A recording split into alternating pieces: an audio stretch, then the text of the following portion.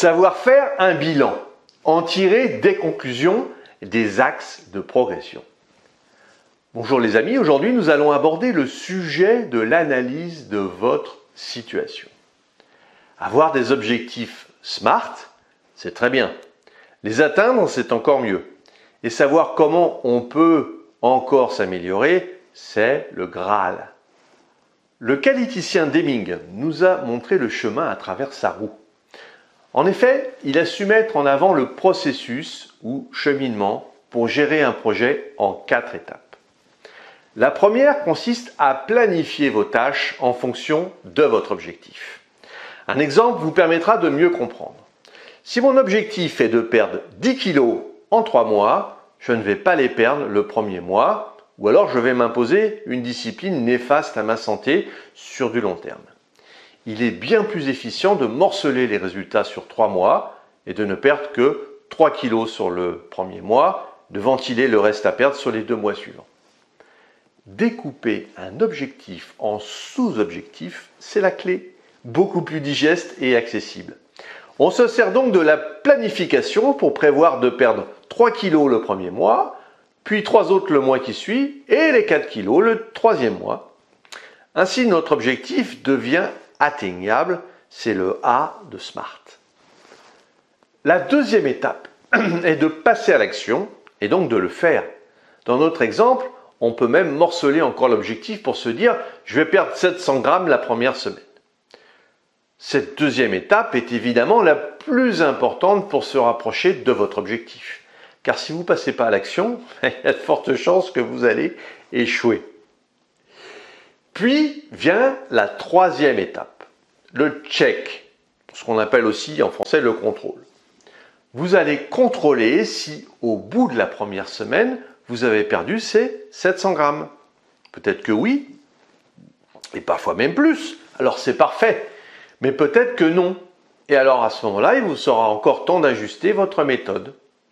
Vous pourrez peut-être changer un paramètre, comme la diminution d'alcool, de charcuterie, de fromage, ou supprimer le pire des poisons qui est le sucre. À ce stade, il est impératif de faire ce bilan pour vous situer par rapport à votre objectif. Ça va vous rassurer. Et enfin, la quatrième étape, qui est celle de la prise de décision grâce au contrôle fait précédemment. En fonction des résultats intermédiaires, vous envisagez de retoucher les modes de vie, l'hygiène ou la consommation de façon sociétale ou interne. Cette étape est cruciale pour bien attaquer la deuxième semaine et puis se rapprocher ainsi de votre objectif final. L'intérêt de cette méthode, Plan, Do, Check, Act, PDCA, c'est qu'elle est progressive et ajustable. Vous pouvez vous récompenser à la fin de la première semaine avec un carré de chocolat par exemple. Les axes de progression vous amènent à repenser votre façon de faire et le bilan régulier vous apporte une vision claire sur votre projet et son avancement.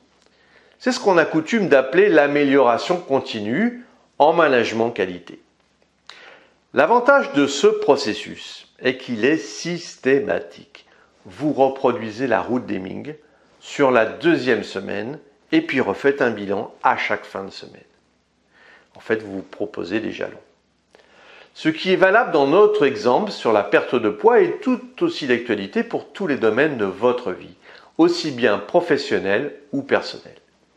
Fixez-vous des objectifs que vous revoyez chaque fin de semaine à travers un plan d'action.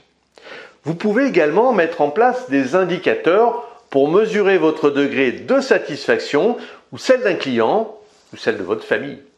En entreprise, on les appelle les KPIs ou les indicateurs clés de performance dont le respect des délais ou de la conformité, de croissance du chiffre d'affaires, du taux d'absentéisme, du taux de pénétration du marché sont des exemples.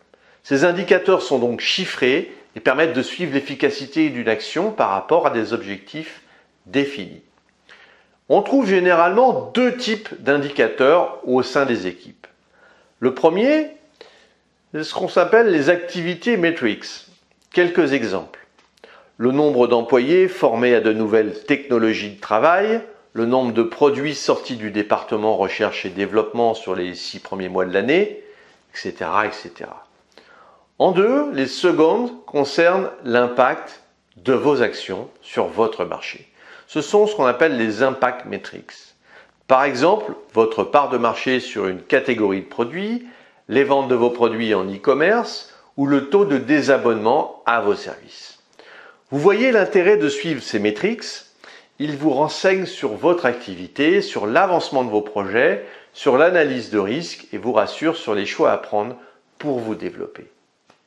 Vous gagnez un temps précieux en vous posant ne serait-ce qu'une heure pour faire ce bilan. Si vous voulez aller plus loin et vous servir de ces astuces pour arrêter de courir après le temps, et puis pour vous remercier d'avoir pris un peu de votre temps, j'ai mis à votre disposition 1 heure de formation sur le fonctionnement de votre cerveau et la préparation mentale. Laissez-moi votre meilleure adresse email pour que je vous l'envoie et retrouvez-moi sur le site internet www.lessecretsdechronos.com.